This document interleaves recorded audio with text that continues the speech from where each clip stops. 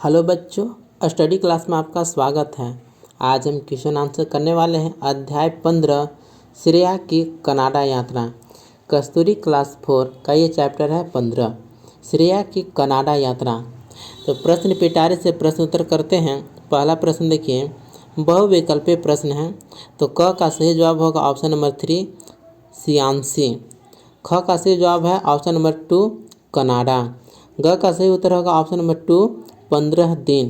घ का सही उत्तर है ऑप्शन नंबर 1 नियागा प्रपात।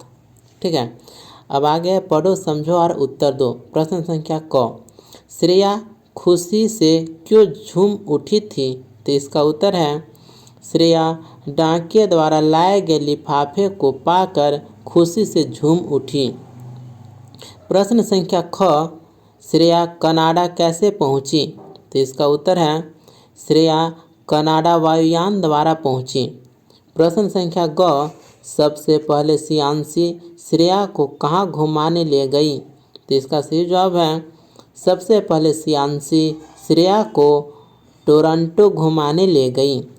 प्रश्न संख्या घ, सीएन टावर देखकर श्रेया आश्चर्य में क्यों पड़ गई? तो इसका उत्तर है श्रेया सीएन टावर की सुंदरता तथा ऊंचाई को देखकर आश्चर्य में पड़ गई थी। ठीक है, प्रश्न संख्या अंग, श्रेया को टोरंटो के विषय में जानकारी कहाँ से मिली? तो इसका उत्तर है श्रेया को टोरंटो के विषय में जानकारी रैंप दिखाई देने वाले चित्रों अथवा तस्वीरों से मिली।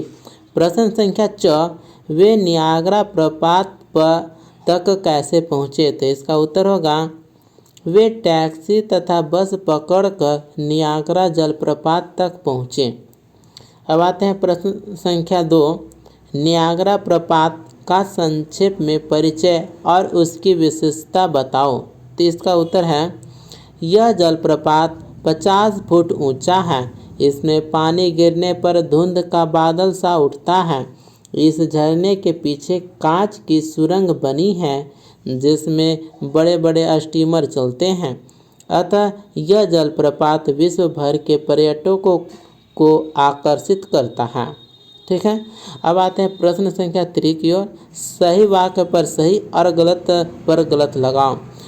तो क गलत है, ख सही, ग सही, घ गलत, अंग सही और च सही है। इसको आप मिलान कर लीजिए। अब आते हैं भाषा ज्ञान से प्रश्न उत्तर करते हैं।